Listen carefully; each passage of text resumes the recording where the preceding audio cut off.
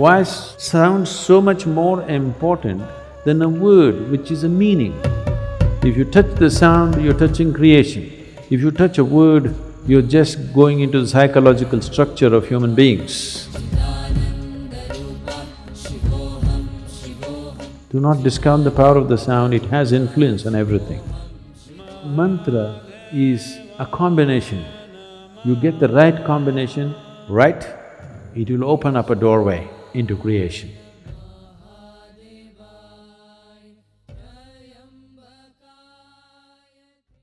Yes. Is it okay to chant mantras without knowing the meaning? Mantras have no meaning. See, there are two dimensions to a mantra. Mantras are not supposed to have any meanings in the tradition. There are different types of mantras. Unfortunately, the mantras which are normally known, they have given them meanings so that people can involve. Because there are lots of idiotic people who cannot involve with anything that's meaningless. That is why they miss the sunrise, the sunset, the moon, the full moon, everything they miss because it's meaningless. What is the meaning of a full moon? There is no meaning, only if you're in love it means a lot. Otherwise, what is it? Nothing. It's not meaningful means it is not useful. So, all the idiots on the planet will do only meaningful things. Yes, because they have no intelligence to recognize life and the many facets of life. It is not because you have attached a stupid meaning to it, it exists. It exists beyond you. It existed before you, it will exist beyond you. It is not because you give it a meaning, it's become useful or not useful. So the stupid in the world will do meaningful things. They may be intellectual, but life stupid, they have no life sense. If you have life sense, you will see it is the most meaningless things which really set you on fire, isn't it so? No? So they created two kinds of mantras. One larger set of mantras which have no meaning, just pure sound. You will see this in our music also. The Yaksha program happened just now and many of our people who are looking for meanings were thoroughly bored because they're doing alap for 40 minutes, Say something, say at least Shiva, Shambho, something. No, They're not getting the point because it's about the sound. Why sound so much more important than a word which is a meaning?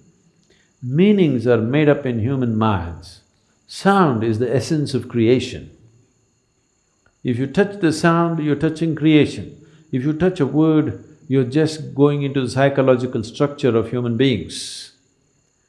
Psychological structure of human beings is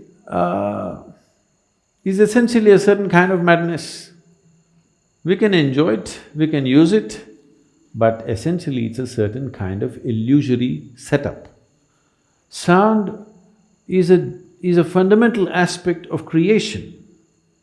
If you have mastery over sound, you have mastery over creation itself in a certain way, because creation is just a complex amalgamation of sounds. It's the blueprint of creation. But meanings are human things. You know, the same words mean different things in different languages, even in India. You know this.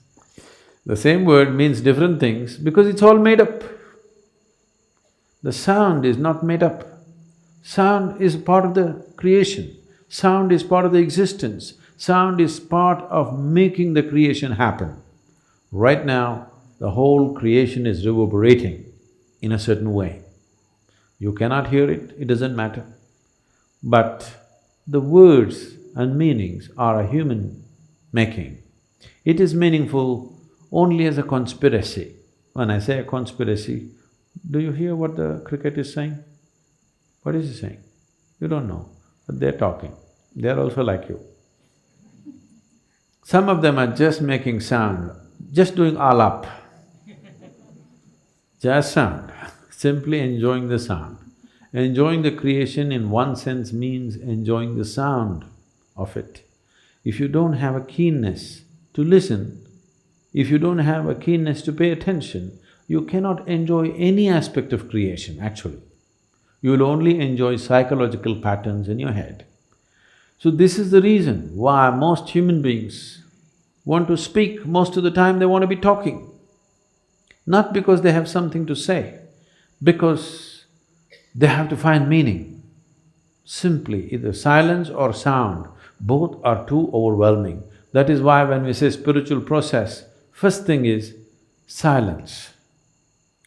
If you are psychologically very stable, you may say, okay, 30 days silence, 60 days silence. If you're psychologically fragile, we'll say, okay, 3 days. 3 days also people go crazy, we'll say, okay, half a day silence, up to noon silence, after that you blabber. They usually make it up afternoon. Those of you who talk a lot, you know, meaning is meaningless. You can simply talk. A whole lot of people are experts, they can simply speak without any meaning. They have understood the importance of sound. They can go on talking without making any meaning. Now, if you were a bird, we would pardon you. If you were this one, we would be okay. Or if you're a musician, you would be okay to make meaningless sounds. If you're speaking, you're expected to make some meaning. So mantra is not to be spoken, it is to be chanted. Chanting means chant is of the sound, not of the meaning. Meaning is of speech, meaning is of the word, written word and spoken word. Meaning does not belong to a chant. A chant is simply a sound, a reverberation. So if you do not know the meaning, it's the best way to chant, if you ask me. Simply, absolutely involved with the sound and saying it. But first of all, what you are uttering, is it a mantra or is it a bhajan or is it a sankirtan? You must look at it. If it's a mantra, mantra means a pure sound. It need not have any meanings. You can give it whatever meaning you want to start with, because without meaning you cannot be involved. But once you know how to be involved, you should not give it any meaning. Om Namah Shivaya does not mean you go on imagining one man sitting there on top of a mountain with something happening around him. No. Initially, if that's the only way you can be involved, you can look at the Sivakasi picture. Okay? Once you know how to be involved with the sound, you get rid of the man. He's not needed, he's a disturbance. I'm telling people in Sanyama, they're chanting. Their question is, if Shiva comes, I'm calling so many times, if he comes, just ignore him. Because that's not the thing about mantra. The mantra is that you involve yourself in the sound because you yourself, your physical thing is a certain pattern of sound. Right now you're trying to make yourself into a different pattern of sound so that this sound becomes an access point to the larger sound which you call as the cosmos. A larger arrangement of sounds is cosmic in nature. Now, you use a certain key sounds in a particular arrangement, you know. In the safes, the locks are called a combination lock. So you have to just get it right for it to open. So mantra is a combination.